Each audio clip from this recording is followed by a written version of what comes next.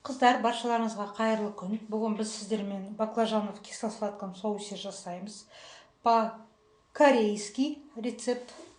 Керегі бізге бір баклажан, даже жартысы да жетеді. 4 черри, 1 лук, болгарский перец, 2 түрі, жарты қасық салқын су, 2 чеснок, соя тұздығы, қант және крахмал керек болады. Крахмал осы картофельный бола береді. Ала берсеңіздер болады картофельный крахмалды.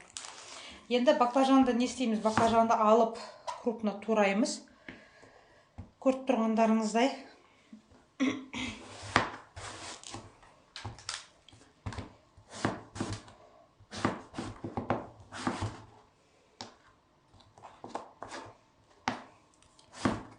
Осылай крупно турайсыздар.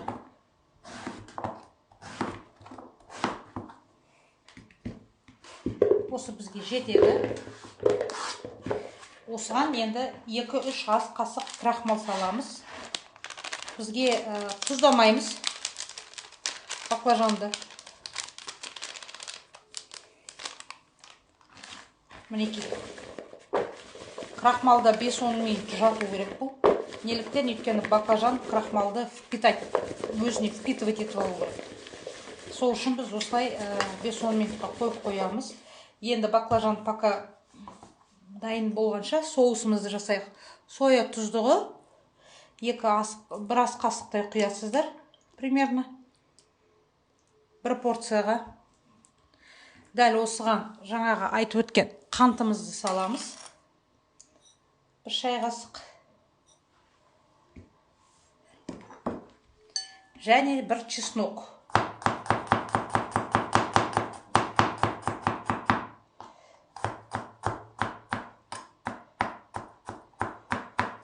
Бұл үй жағдайында қолдан жасалатын соустар. Осылай жақсылап араластырып, қантты ерітеміз.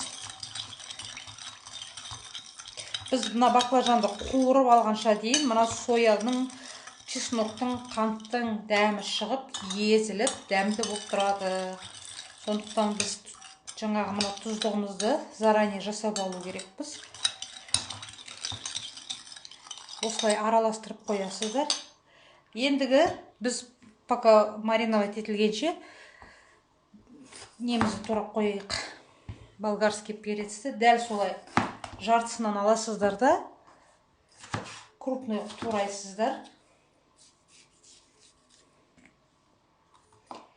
Сіздер білетін шығарсыздар, я корейский кухняда всегда ингредиенттері крупный туралады. Сондықтан крупный тураймыз.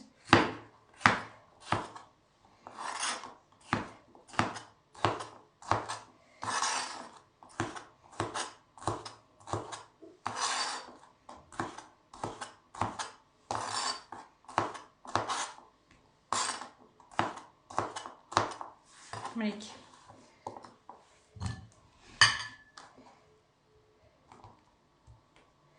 Ендігі бізде лук осындай кішкентай болу керек. Оны да 4-ке бөлеміз.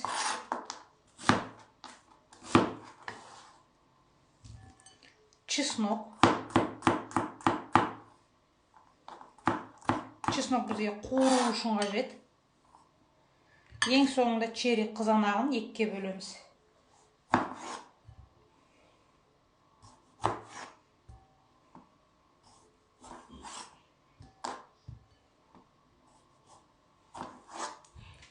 Қазір енді 5 минуттан кейін баклажанды қуыра бастаймыз. Достар, көріп тұрғандарыңыздай мен табада майды қыздырып жатырмын. Май қызғаннан кейін қазір мына бірінші чеснокты салып қуырып аламыз.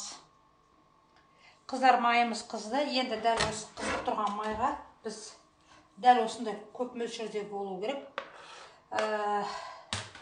Чесногымыз бірінші баклажан салып қуырып алайын, сосын майды сүзіп алып, чеснокты қуырамын. Тұздамайсыздар. Естеріңізде болсын, тұздамаймыз, өйткені баклажан соғын шығарады. Бізге баклажанның соғы шыққаны керек емес. Осыны жақсылап тұрып, қазір майға қуырып аламыз. Сосын жаңағы немізді майды кішкене азайтып, чеснок, лук, болгарский перец үшеуін қуырамыз.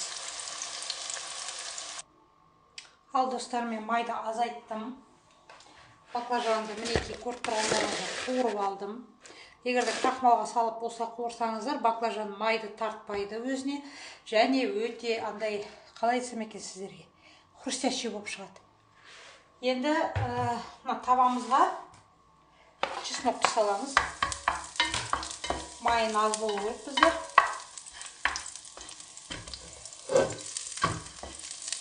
Бір 2 минут ары кетсе қуырамыз чеснокты. Майға чесноктың дәмі шығу керек. Қатты күйіп кетпесін. Одан кейін лук. Обязательно.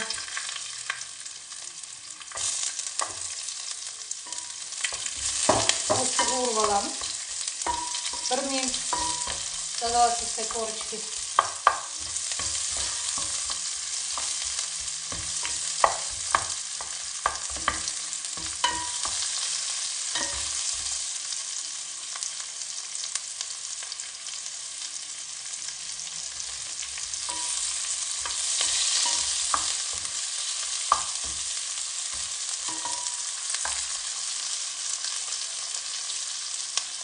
Болгар бұрышы. Осының барлығын жақсылап қуырамыз.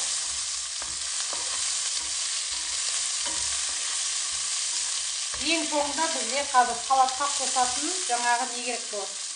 1-2 ветка мята мен кунжут керек болады. Ең соңында тұздамаймыз.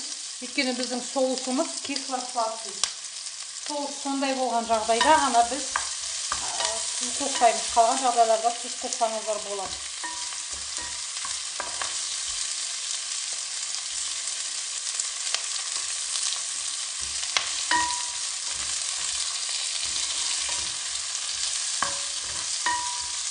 Мінекей қуырып алдық. Енді осыған қыздар баклажанды саламыз.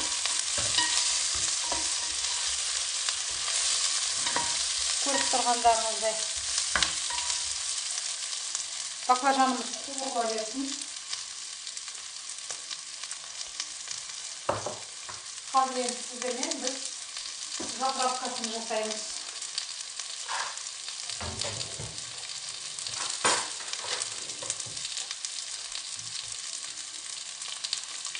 Ең соңында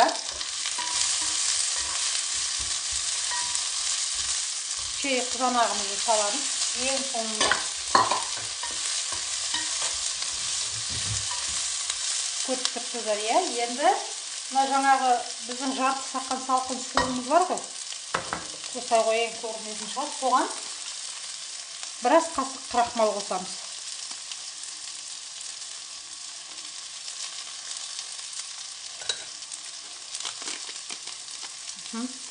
Осыны жақсылап араластырамыз.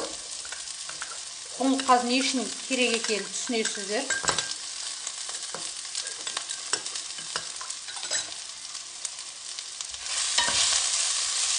Мінекей қуырып болды.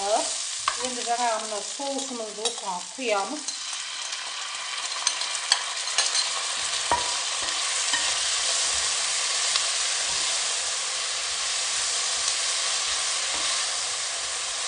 Енді бізге мына соусты қоюлату керек. 2 ас қасық крахмал су құйып жібереміз. Сол кезде біздің соусымыз қоюланады.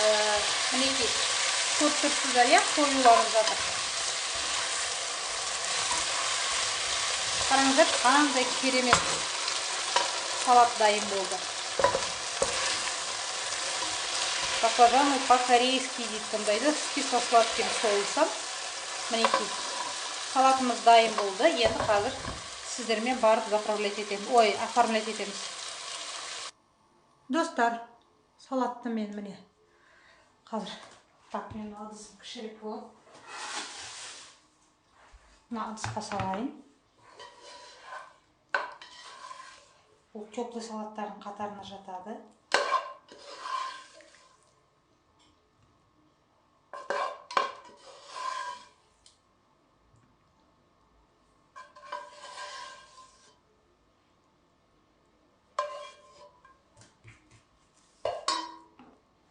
Мінекей. Енді бізге мятаның 1-2 жапырағы керек болады. Қосып шеруіміз керек. Мята иісін берген кезде өте дәмді салат. Обязательно мята болу керек.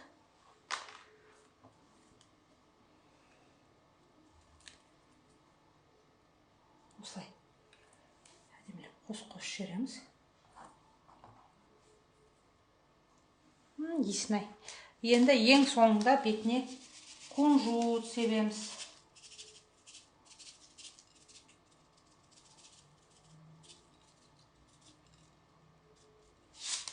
Мінекей достар, біздің баклажаны по-корейски с кисло-сладким соусом дайын болды. Астарыңыз дәмді болсын, сіздерге ұнайды деген ойдамын.